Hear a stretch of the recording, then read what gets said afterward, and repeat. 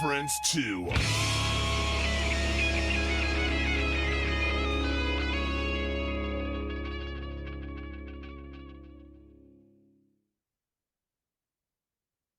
Andrew. Right? He's like, now it's my turn to not talk to you guys.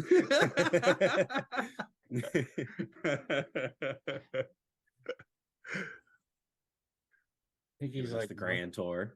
Where did he go? Oh. He's like, no, screw you guys. No, I don't like the looks of these guys. Right. So welcome back, everybody. Here's another weekly dose of bleach bangs. And we may or may not have our guests joining us. It's a great start. He's still hanging out there somewhere, man. So what's going on, you guys? Not much. Same thing. You guys, I just got I went and saw Scattered Hamlet this weekend. It was a show. It was great to catch up with Jode for a brief moment. I'm gonna catch Warrant tomorrow night. Cuckoo. So it's a great time in the music world to be out and seeing shows again. Right on, right on. Yes, it is. Everything is opening up. Which is nice. Or is open. Right. What's up, guys? How you doing? Well, what's going on? What's up, man? Well, who was the other cat? Do you know? Other cat? I think I'm 30 minutes early. Ah, there it is. I was like, Andrew? How you He's like, doing? I'm not fucking Andrew. Definitely Brendan. I'll see you guys in 30 minutes. See you later, but nah, it's good to see you. That's initiative. Okay, so if that's the worst thing that happens the whole show, we've done good. Right. Goodness. I love it. I love it.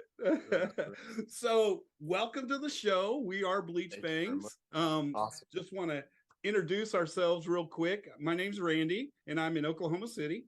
Nice. I'm Nice to meet Ashton. I'm also Oklahoma City. Awesome. Nice to meet you, Ashton. And I'm John. I'm in Topeka, Kansas. All right, Sergeant Sleeves. What's up, baby? That's right. He's the only one with the fancy name on here. Yeah. The sleeve I is like toned that. down since I got married. Let's say that. Totally understandable, man. Happy wife, happy life. So. So right. where are you at? I'm up here in Northern California, just outside of Oakland. Good stuff. Good stuff. Yeah. Yeah. Oh, yeah. All right. So tell us a little bit about what you've got going on. I mean, you've got I watched the documentary with your dad. Yeah. That was really freaking cool. Do you want to talk a little bit about that? Sure, yeah. I just did MTV's Family Legacy on Paramount Plus, which was a 5-episode miniseries featuring children and famous celebrities talking about their lives and what they're doing. But mostly it was just a big MTV love fest, with a lot of footage from the VMAs and stuff. Yeah. It was cool. We did like 7 hours of interviews, one of which was with my pops, and the rest was just them talking to me about all kinds of wild stuff in my life. And then MTV condensed it down into a 15-minute sound bite, basically. Of course. But, as one does in the world of network television. So, Right. but it was cool, man. It was an honor to be a part of the experience, truthfully, because like I grew up, watching a lot of MTV and music videos back when they used to show that stuff, and Right. yeah, it was really cool. Right on. So if you guys haven't seen that and you have Paramount Plus, it is really cool. They have a lot of different family members and parents and all that kind of stuff, and it's really cool. It was really neat. I was like, I'm gonna check this one out, and I continued watching the whole all the way through. It was just great. got sucked in. It got me. I was like, oh, Chester Bennington. Okay. I have not had a chance to watch that, and I don't know if we have Paramount Plus or not. But I'm going to ask a question, and it's a curiosity. What is the wildest thing that you got to witness as a child growing up that you can talk man. about? That's a long list. I'm not even sure if I can pick one thing. I had a lot of formative experiences on the road when I was not technically of age. So I'm not going to name names or get anybody in trouble, but I witnessed a lot of really crazy things backstage at Van Halen shows, my father's shows, all kinds of stuff, but I was getting into plenty of trouble on my own too. So Well, when you're around it all day, all week, all month, it tends to I happen. knew it was going to be a super vague answer, but I had to try. It's a situation where he pulls out a dictionary. And he's just like, I knew it wasn't going to get detailed. Statute of limitations may not be up yet. right, Some of this right. shit. So you've done a lot of things, and you really wanted to dive headfirst into MMA. How did that go for you, and why aren't you doing that now? Yeah, when I was a kid, like around 5 or 6 years old, I started doing martial arts through like traditional stuff like karate, traditional Japanese jiu-jitsu. I just wanted to be a Ninja Turtle, so I begged my parents to like throw me into it. And I started picking up little harder things like Muay Thai and submission grappling when I was about 15 or 16. And then when I was 18, I moved down to college. I moved down to LA for college and started training at a gym called Raw, Real American Wrestling, with a bunch of like really old school MMA fighters back in the day before they were even calling it MMA. Guys like Frank Trigg and Rico Chiapparelli, Vladimir Matyshenko, all these early UFC fighters who were very, very good wrestlers. And yeah, I had my first amateur Muay Thai fight when I was 18, did some grappling tournaments and stuff, continued to compete while I was going through college. And work and life and everything, I was also trying to forge a career in business as well. So, my first major, I was a marketing major, my first major presentation for whatever, 40% of my class grade. I just got my nose broken the day before in training for the first time. So I showed up with 2 black eyes with my nose over here. And it made things kind of difficult. So I put fighting on the back burner a little bit, delved into the corporate world for a while. And then when I was about 25, after a couple of really bad experiences at big corporations, I decided to just quit completely and go full bore into training. I cashed out my Roth IRA, my 401k, moved to Amsterdam, started training with one of the top, K1 kickboxing gyms in the world, at Madura Gym. Was getting the shit kicked out of me every day by Dutch Moroccans. It was great. And and then when I moved back to the States, just about 6 months later, I was getting ready for, my first professional Muay Thai fight, and I blew my knee out about a week after I got home.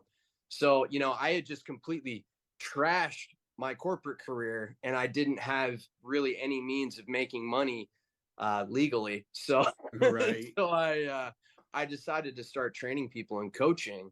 And shortly thereafter, I secured a job at this guy Fabricio Werdum's gym in Venice, California, and he would go on to become the UFC heavyweight champion while I was coaching there. So I wasn't coaching him; I was coaching all of his fighters. I was coaching, professional athletes, amateur athletes, soccer moms, celebrities, all types of people. So it was really cool. But I kept doing that. You know, my knee, I had surgery, but it never really got better. I had a couple more fights, and each time I competed, there was a moment in the fight where, like, if I was checking a low kick or something, my knee would come out, and then I'd basically have to fight the rest of the fight on one leg. So it wasn't really, you know, it wasn't meant to be in terms of my professional fighting career. But I had a really successful stable of amateur and professional athletes. I choreographed television shows, trained a lot of celebrities, and did a lot of great work. So I still continue to train private clients, close personal friends and stuff, even these days, because I just love teaching.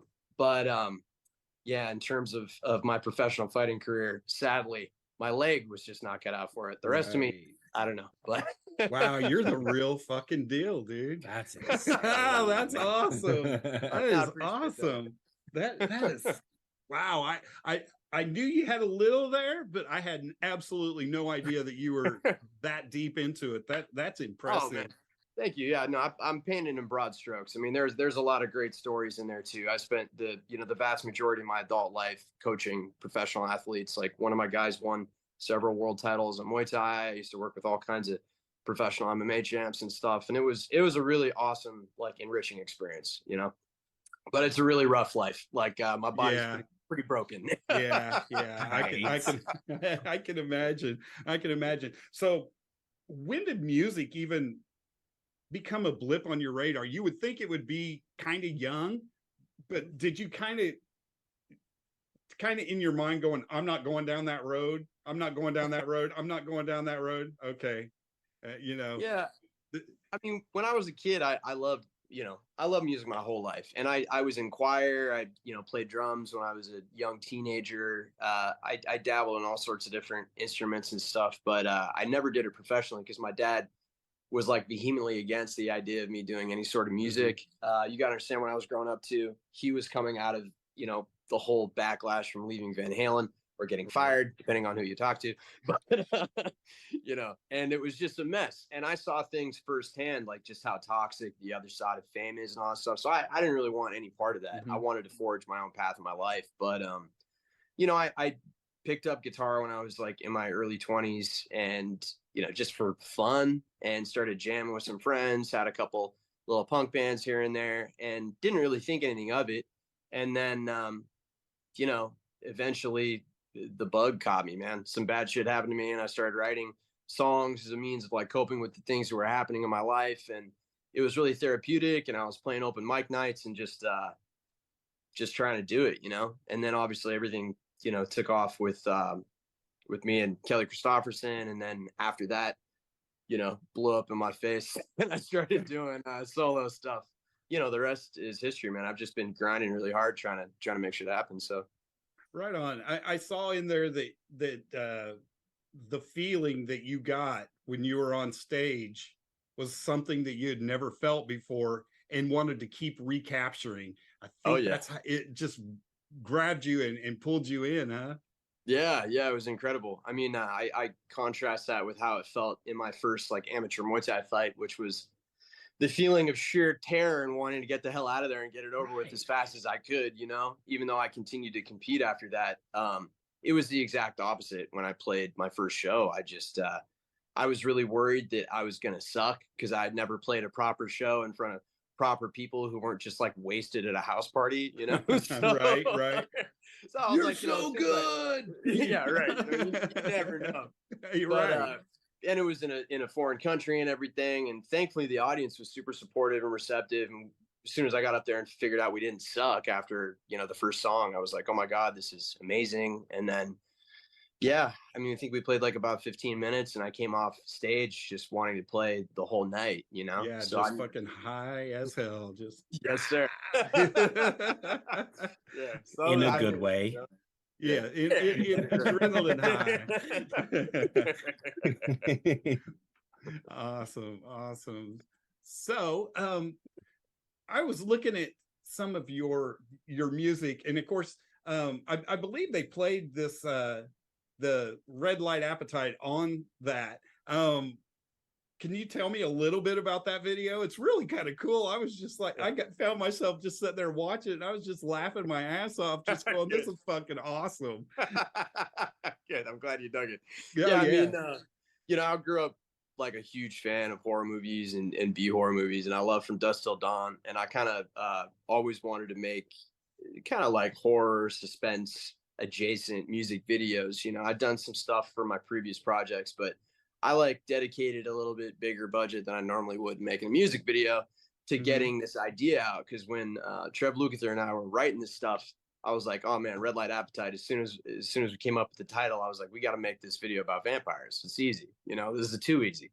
Yeah. So yeah, we got some friends together, and we were going to shoot some stuff in LA, and it didn't work out. So I was talking to a friend of mine in Austin about it, and he put me in touch with this guy Tyler, and we ended up in like less than 2 weeks, bell to bell, coming up with a little concept. He called in a bunch of favors, and we went out to this old ghost town outside of Austin where they've shot a bunch of stuff like Westworld and everything. Sweet. I had my friend Lexi fly in.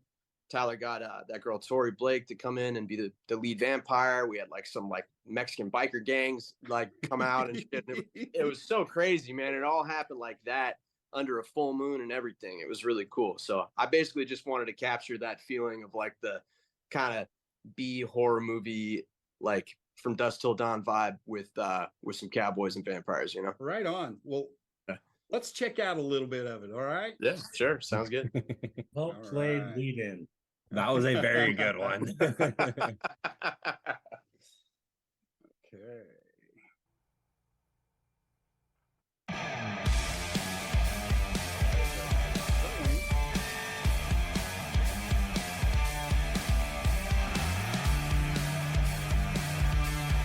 Video's not playing. I don't know why. Feel something I can't define. Wishing for a touch of divine. Drowning in the thought of your lips. Dreaming of the push of your hips. Caught in the quicksand of your lust. Our souls are sinking.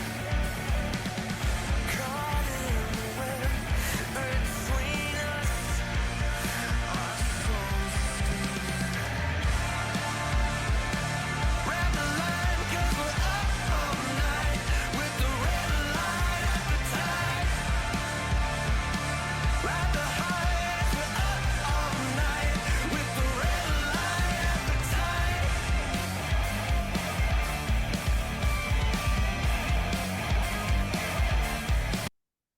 All right. That is some good stuff. That is fun as hell. That is awesome. Definitely get that vibe, man. It is so cool. So cool. Yeah. I watched it over and over. I was like, this is a trip. That makes me so happy. Thank you. So my follow-up question to that video at this point now for you would be, from concept to completion, like what's the most fun part of that for you? Like the production or coming up with the ideas? Like what part really is the most fun for you? I mean, to be completely honest, I love the whole part of it, everything, you know, from start to finish. But I really love the moment that everything clicks when you're writing a song. I mean, the creative process can take a lot of different forms. Sometimes you wake up with a song fully formed in your head and you got to just get up and get to a guitar or your phone to get a voice memo of it like as soon as you can. Sometimes you have a really good melody or a good line or something or a good title and you can't seem to like coax out the rest of it. But there's like a really magic moment that happens sometimes in the studio or sometimes, you know, just in your room if you're writing by yourself, where you everything kind of clicks and you realize like, oh shit, this is a good song, you know? Like maybe you'll get a little voice memo or something, you listen back to it and you get the goosies or something. You're like, oof, oh man, okay, this is good now, you know? That's my favorite part of the creative process, because that's the thing that kind of makes it all worthwhile. Because a lot of times you're literally just smashing your head against the concept, trying to get out the rest. And it can be kind of frustrating. Sometimes you gotta, take a walk, go work out, do something to kind of take your mind off it. But yeah, when everything clicks, that's my favorite part. Absolutely. Good stuff. I get that. Some songs you shelf for a year and bring them back and go, why didn't I finish this? I mean, Right. Exactly. this moves right into this. Why didn't I see that before? Yep. Yeah, it's crazy. And one small thing, like one small tweak, can make a huge difference too. It's kind of wild. Right on. Yeah. So you've just put out Systematic Minds. Can you tell me a little bit about that? Because it's pretty darn deep, and there's a lot of thoughts going into this. So I was really intrigued with this. Yeah, it's something else. Thank you. Yeah, I mean, you know, I'm more of a lyrics guy. Like I've done a lot of work writing for other artists, like ghostwriting and stuff, and writing for Sync and everything. And I'm primarily like the lyrics guy when I do that kind of work. So I don't know, like I don't want to say too much about it because part of the fun of songs is like being able to apply your own meaning to it. But I don't know, man. Like there's a lot of trying to think of a good way to say this without giving too much away. But basically, like everyone in America thinks that they're like this rugged individualist with their own, you know, wholly formed ideas and opinions about things. But these days, it's so easy to fall into the trap of just this like kind of linear narrative. You know, everybody gets their news bites from the same place. They generally don't look at what's actually being said. They just look at the headline or like the clip. You know what I mean? Mm-hmm. People look at the same memes. They're being fed these little kernels of culture, the same kernels, you know, in generalized kind of groups. And because of that, it's very difficult for people to form their own opinions about things. And it feels like everybody's kind of just being corralled into these different sectors of thought, you know? So whereas people in America love this idea of individualism, most people are not real, true, whole individuals with their own thoughts, you know? They're all kind of being led to think these certain things. And obviously, you know, it's been very divisive the last few years and all this stuff.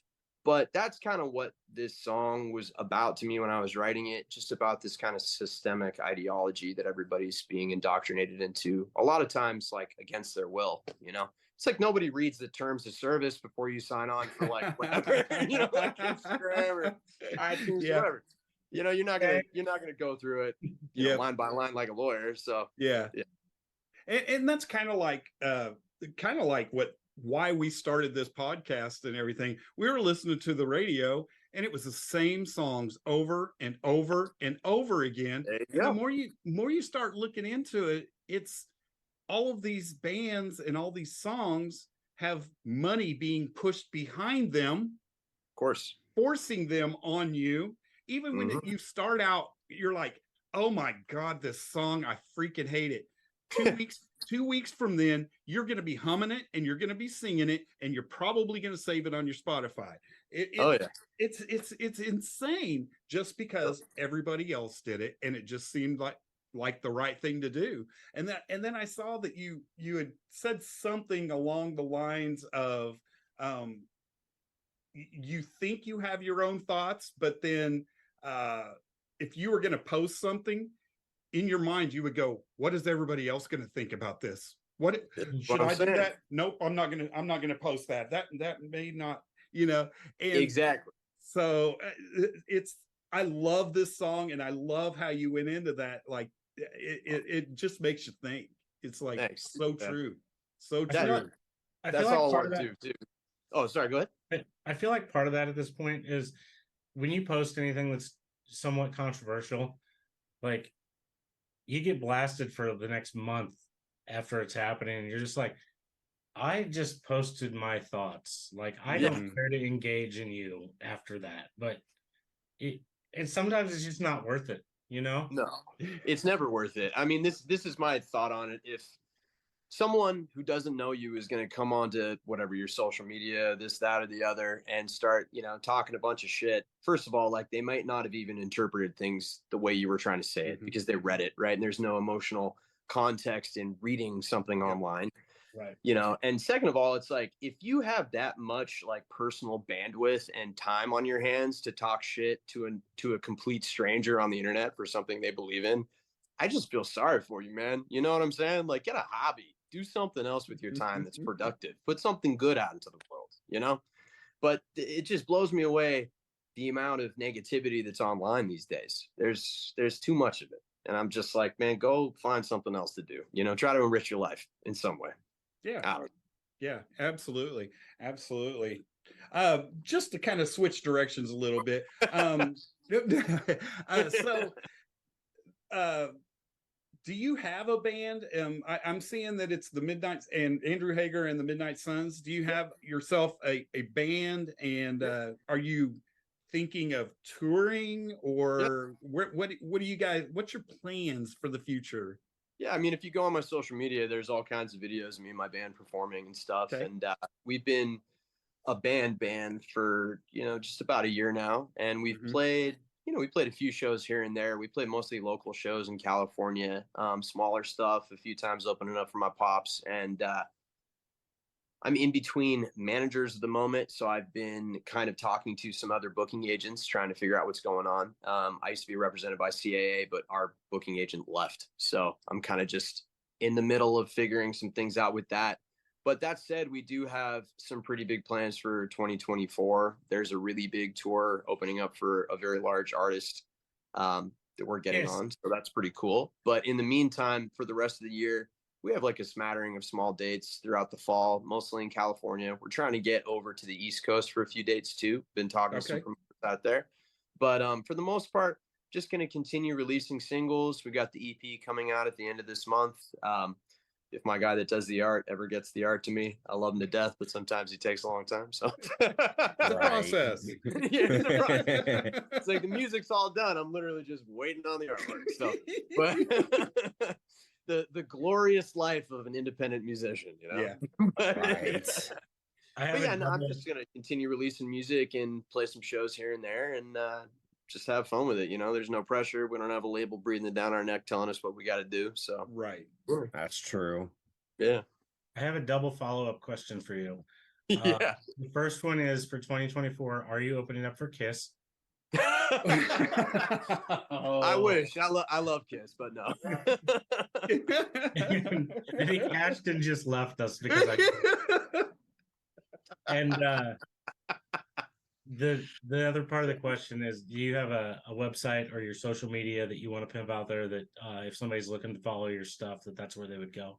Yeah, absolutely. Hit me up on Instagram or TikTok. I'm really the most active on Instagram. I'm on Facebook, but it's mostly just an aggregate of my Instagram. So you can check me out at Andrew Hagar Official on TikTok and Instagram.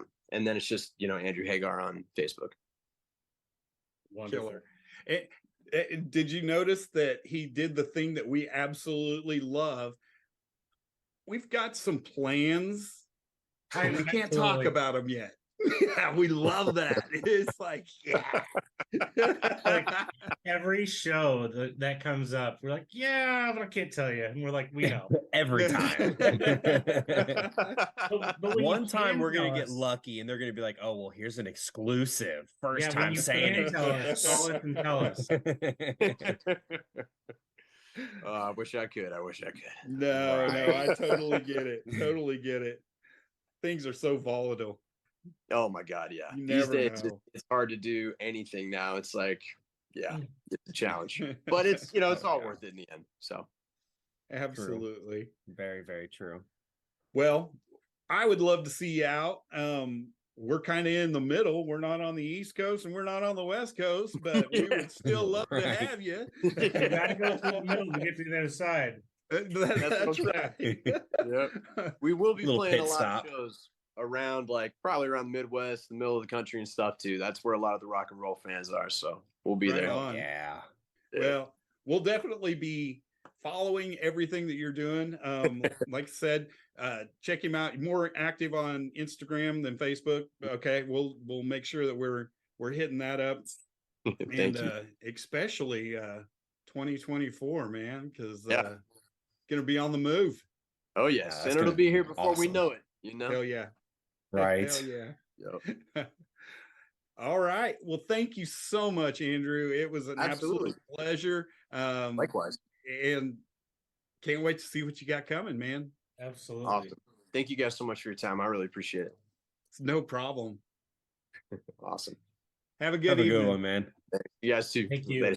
All right. So, John, you just had to throw in the kiss, huh?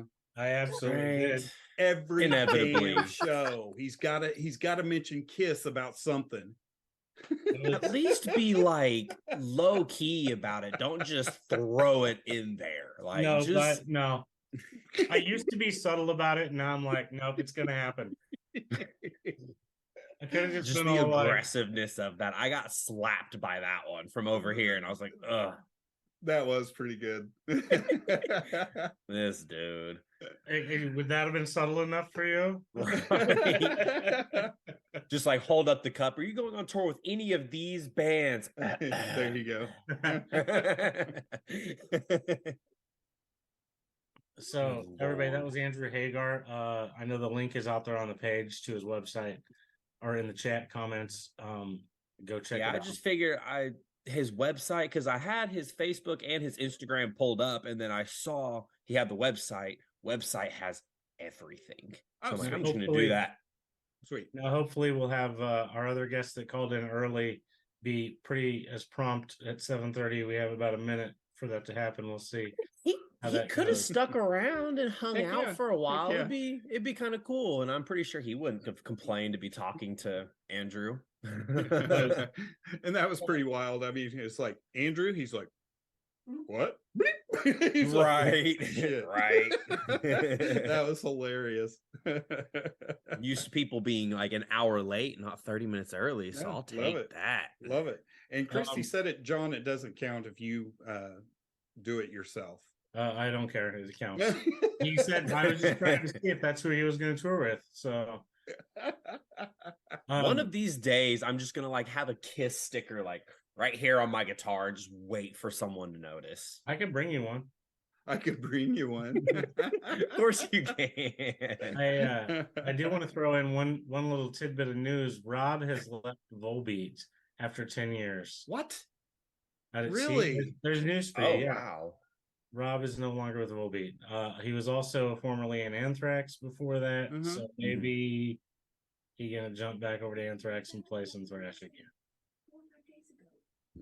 I can think positively. Yeah. Right, like that, Yeah. that kind of upsets me. Thanks for dropping that as soon as Oh, we you're get our welcome. next You're guests. welcome. Like I mean, now, I'm yeah. kind of sad. Kind of saying.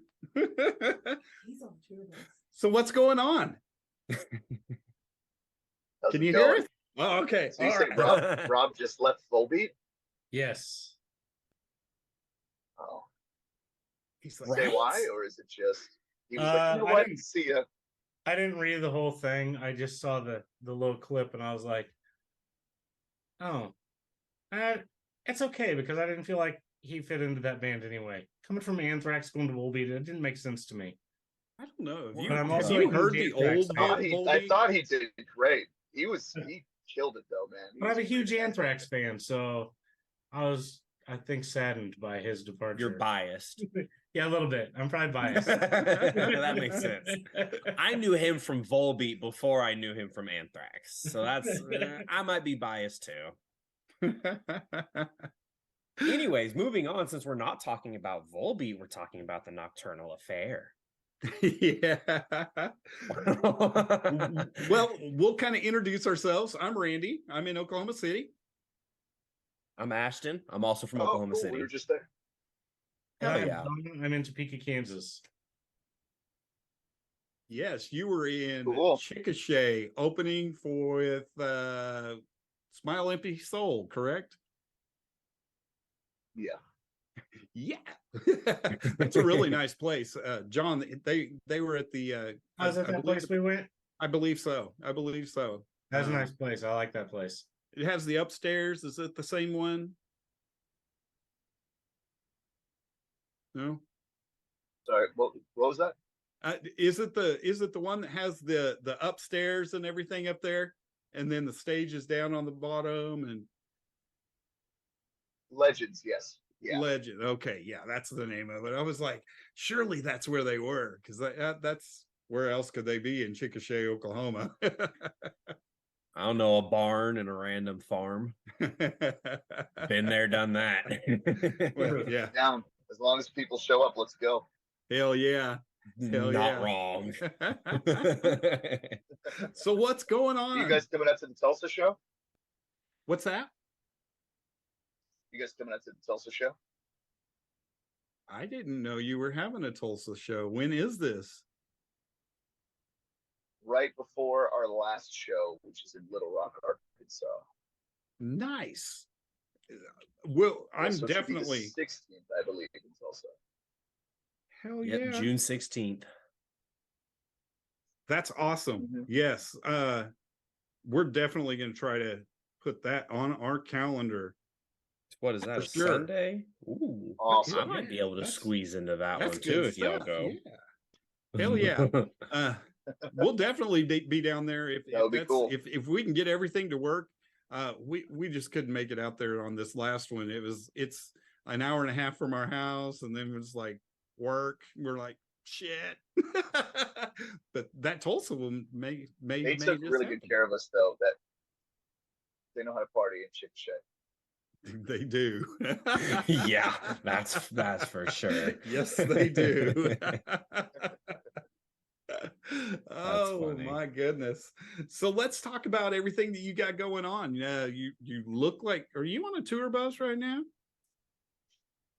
Yeah. Yes. Where you at? Yes. We are currently in some back lot in Sandusky, Ohio. I just spent the day at Cedar Point, and some of the other guys went and saw a movie and did their own thing. No, I'm with you, Cedar Point. I'd Good never been, Lord. and on our first Fozzy tour, our drummer went and came back saying that's the most fun he had ever had on tour. And I had the biggest FOMO. So for the last year, I've been kicking myself in the ass for not doing that. So I finally got to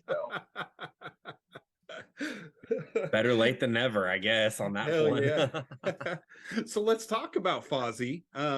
You went on tour with Fozzy back in 2022, and any plans on being with them again?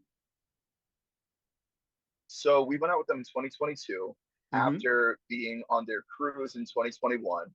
And then this year we hit the cruise with them again. And we just got back from doing a little bit of a spring tour with them as well. So we've been out with them twice on tour, and we're about to be on their cruise for a third time. So Wow.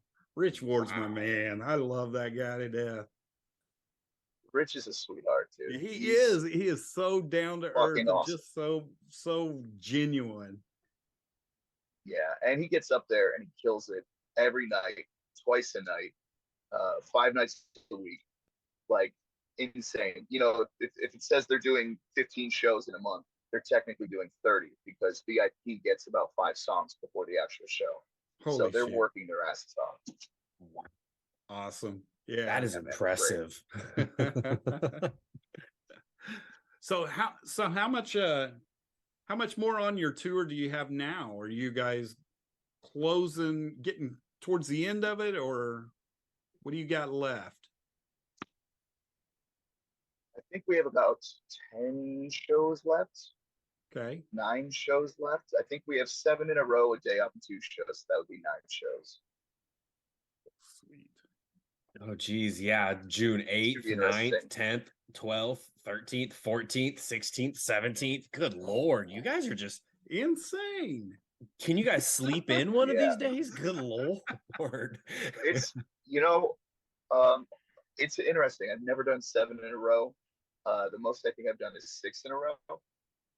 So this is probably the last of my talking for the next week, which I'm sure the rest of the band is really excited about. So I'll only be making noise when I'm on stage.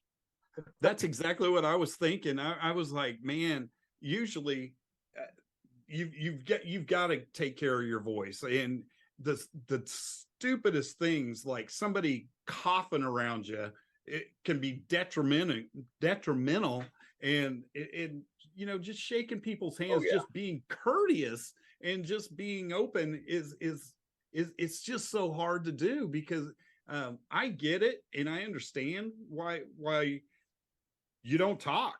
You don't talk. You rest your voice, and it's just Yeah, so after meet and greets or whatever, when people come to the table, I literally hit the bathroom like Jack Nicholson, and as good as it Mhm. gets, and I fucking scrub my hands, make sure I don't touch my face, And yeah, it's funny. Some of the guys will laugh at me sometimes because somebody near us will cough and I will recoil like, are they fucking sick? I can't get sick. We're on tour. Everyone else is like, oh, come on, don't be a pussy. And I'm like, okay, try to sit with a cold. Like, Yeah, Yeah, and it's You can insane still because play anyone guitar. else, yeah, anyone else can be like, oh, hey, look, here's my instrument for the day. Oh, nope, I want to play this one for the day. For you, it's here's mine. I can't Yeah. just yeah. here's a new And one.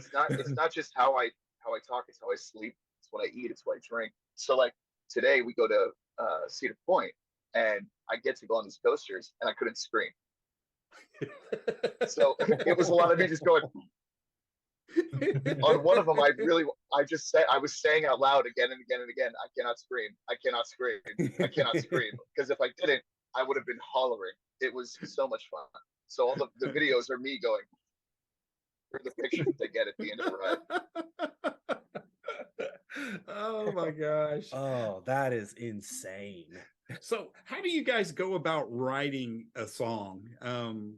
Is there a special songwriting recipe that you guys follow every time, or is it just organic? It's pretty organic. I usually will put some, like, I don't know, the bone structure of a song together, the skeleton of a song together. Mhm. And since Andy's joined the band, I've brought it to him because he is a much better guitar player than me, and he'll throw down his stank on it and a solo or two, and we'll sit there and we'll juggle with it for a little while, maybe switch up, the way it's written. And there's been times I've handed, piano songs to Andy and been like, hey bud, can you like just put a solo on the end of this? And he sends back like a whole new composition with full band and everything like this. So it really just depends on the mood. It depends on what we come up with first. There's one that Andy brought to me a while ago where it's him and his guitar, and he's just doing this like thing with the delay pedal where he's kind of dancing back and forth with a riff that I really wanted to fuck with for a while. But I mean, there's never the same way that we sit down and write songs. Awesome. So who are your influences? I see some dark elements going on. I mean, Typo Negative, 9 Inch Nails, that type of stuff. Is who does that come from? Like who in the band is influenced by that? Yeah. Where does that influence come from? Oh, that's me. You. So It's me. so no, it influenced me early in the band. Maybe I'm misunderstanding your question. Um, I started the band based on the fact that I wasn't hearing music like that on the radio anymore, and I missed it. It just so happened since we'd started this band, the 69 Eyes came back for their little, reunion tour through the States, ended up picking up management out here, and then, now they're kind of doing the thing again. Also, I was missing stuff by like Sisters of Mercy, Typo Negative. I mean, you name it, Him, all that stuff. So I kind of brought that to the table with the early demos. A little bit of 9 Inch Nails, a little bit of Gary Newman, David Bowie. I'm even influenced by like stuff like George Michael, the stuff he does, like vocally, his harmonies, Right. everything like that. Yeah, absolutely. He was amazing. Yeah. So I think the only band member that probably has any different influence from me that isn't that, because everybody else in the band generally gets along with that idea. Like they also love Typo Negative, they also love Depeche Mode, this stuff. Is Andy comes from a much different background musically. He went to school at Berkeley. He's really into like virtuosos that I can't even think of the name of right now. And I'm going to be a dick for saying this because I should know it, but I don't know. Like guitar isn't my main instrument. So the guy that paints himself silver, what's his name? Do we know? Oh my God, Steve Andy. Vai. Who's the guy that Steve Vai? That's it. Steve Yeah, Vai. he showed me these videos of like Steve Vai a while ago, and I was like, why is he silver? Is he the Tin Man? I don't understand. It's amazing. But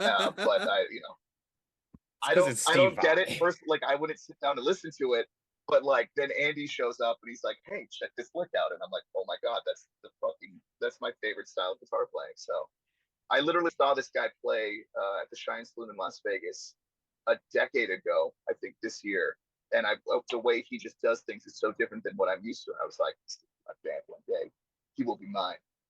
So anyway, that's enough about my love for Andy. So you've worked with John Moyer as a producer. How did that come about? How did that go? I met him through. So I used to be in a metal band called Wretched Sky, and my drummer Steven has an uncle that grew up with Moyer. So they were like childhood friends. So right around the time we were putting together some demos that made sense, Moyer had started kind of putting feelers out there saying he's producing bands. And my drummer's uncle was like, "Hey man, what you think of this band?" He liked us. He came out and he did a 5-song EP with us. And him and I just hit it off. We became buds. And he gets me. He gets my writing. Really He cool. understands what I'm trying to do. And so we've kind of just been keeping in touch ever since. Every time he came to Vegas, we, hang out. And I sent him some demos for Nocturnal around, summer, fall of 2019. And he was like, "How many of these songs do you have?" And I was like, "I don't know, like 15 or whatever." It's like, "Cool, let's make a record. Like, I want to produce it. Let's make this happen." So just been going since then. That is killer. That is killer. So you've been Hey, alongside. Hey, What's Randy, before you go into your next question, since we're in the music chatter type mode, how about we play a touch of music real quick? Yeah, we can do that. How about It's No Good? Right. Let's see here. We're just gonna get a little clip real quick for everybody out there. Cool.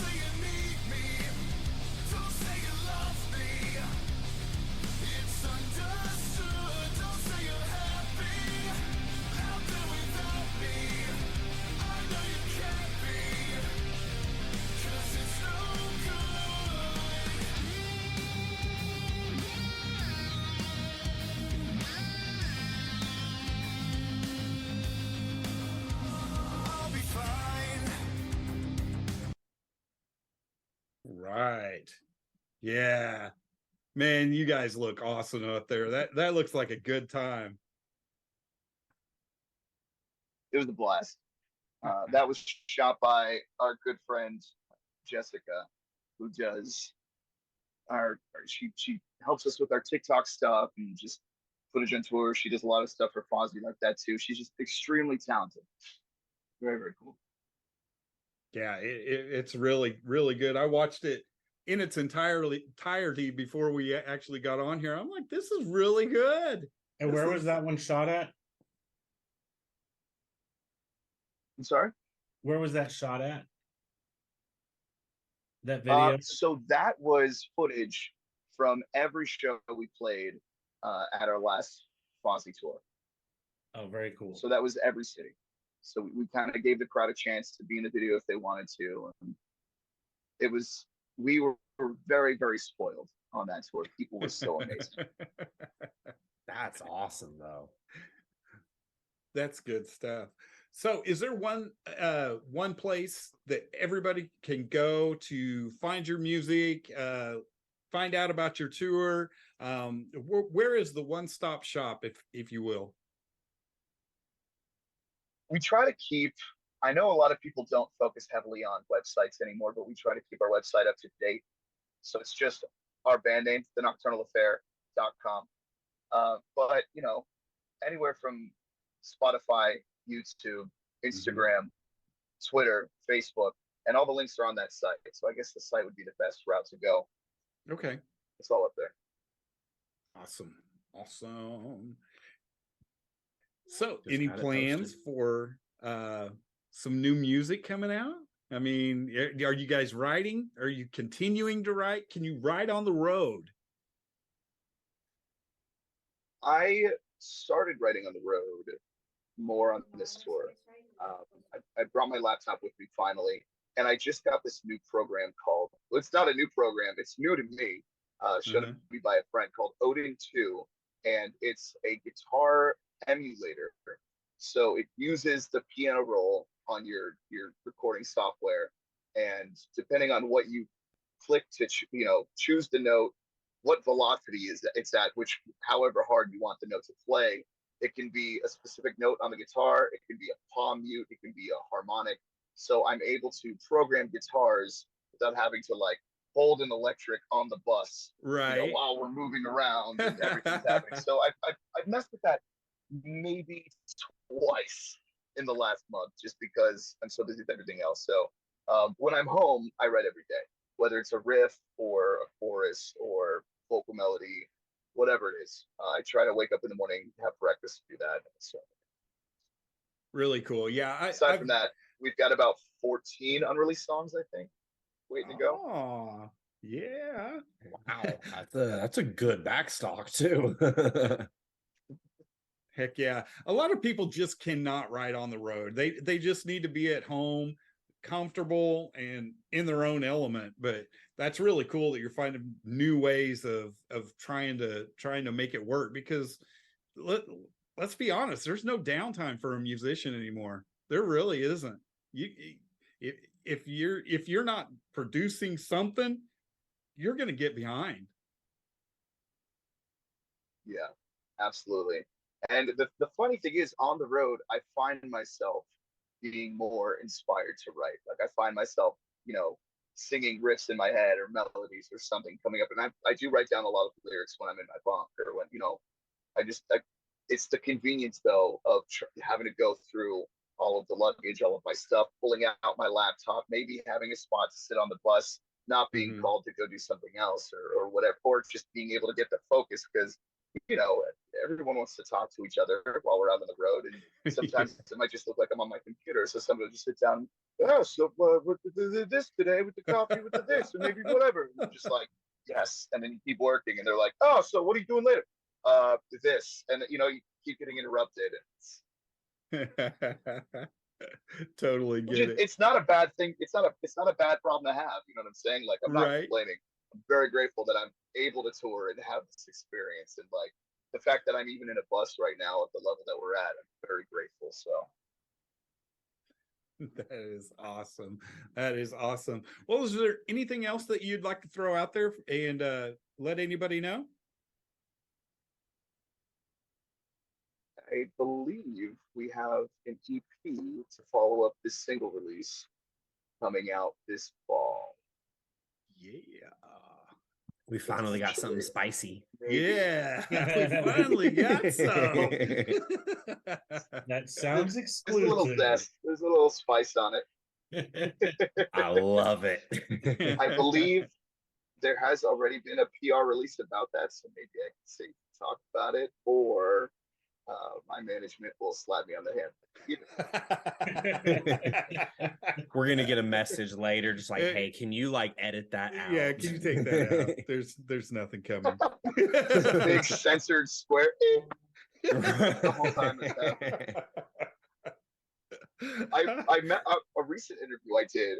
I was talking about how I met Logan Mader, and why I love the fact that he mixes and masters and engineers. He co-produces a lot of the stuff, and I just blurted out a price that he had given me to produce some of our tracks years ago, and I just blurted the price out. And afterwards, I didn't even tell the people that interviewed me. It was a guy and a girl in a rock pod. I didn't even tell them, like, oh, I shouldn't have said that out loud because maybe he doesn't want that out there. And I was listening back to the interview, like cringing, waiting for me to say it.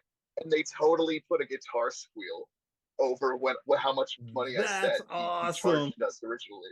And I was like, yes, I'm not Good in looking trouble. out. Good looking out. Yeah. That's a good catch. Oh shit. That's good censorship. You won't hear me say that very often. Yep. Right. Right, exactly. That's a rare statement.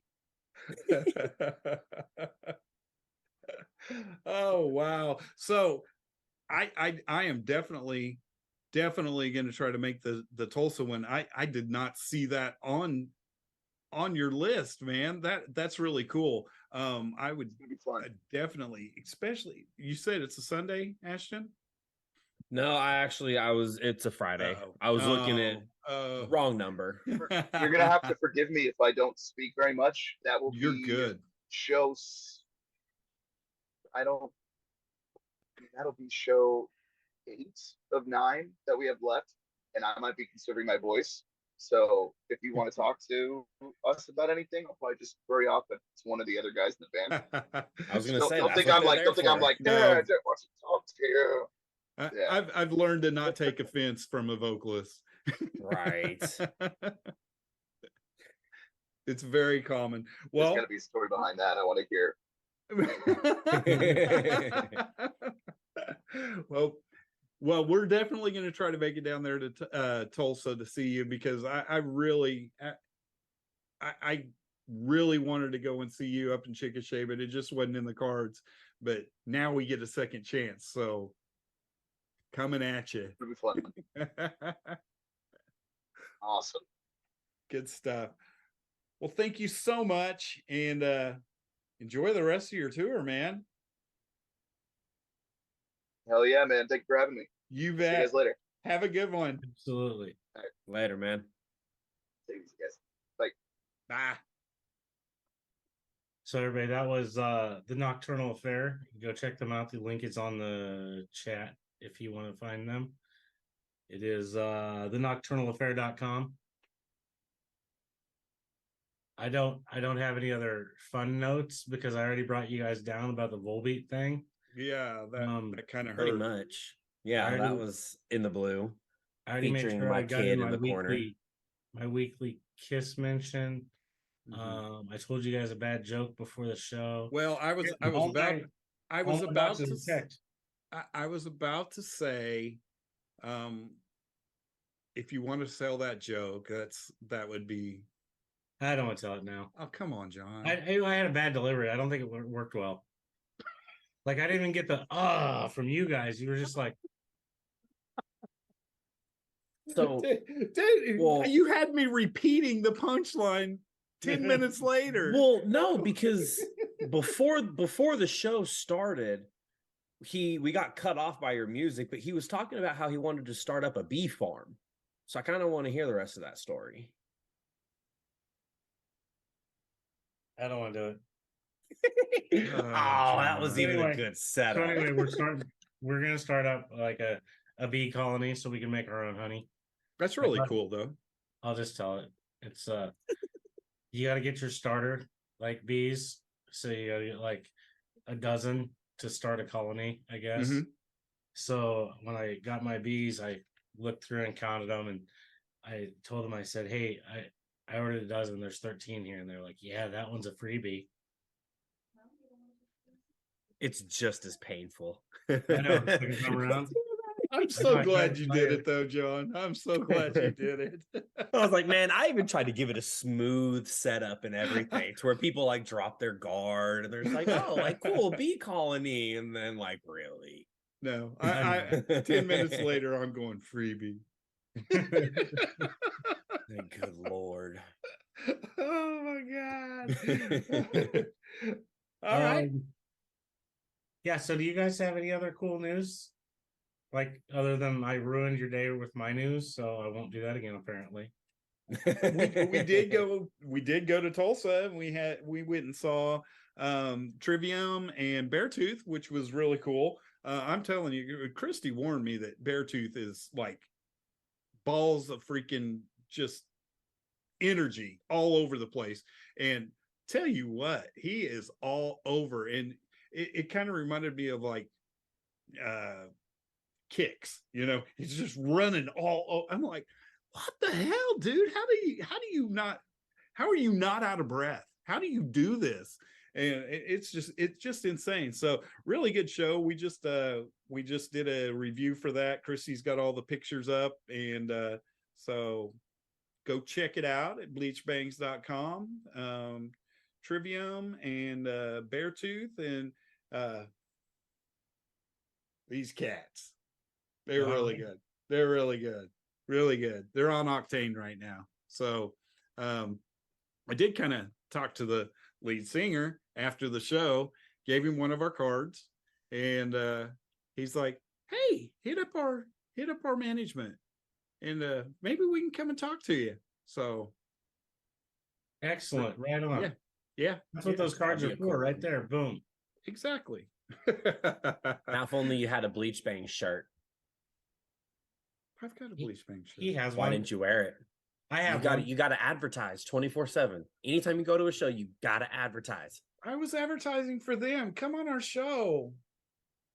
Yeah, you're advertising them now, but you should have been advertising us then. I mean, I see what you're saying, but yeah, I see.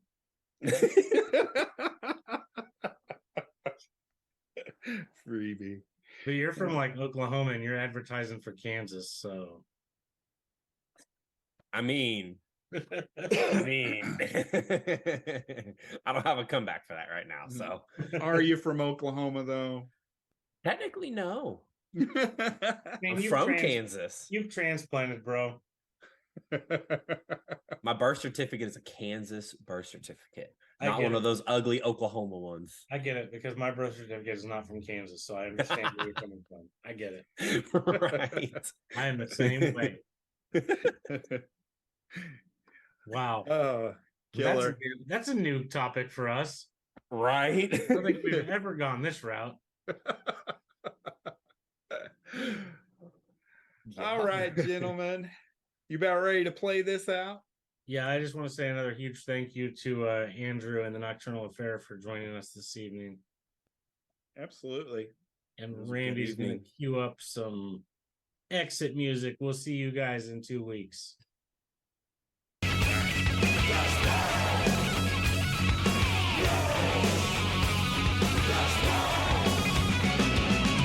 We bang your ugly friends too.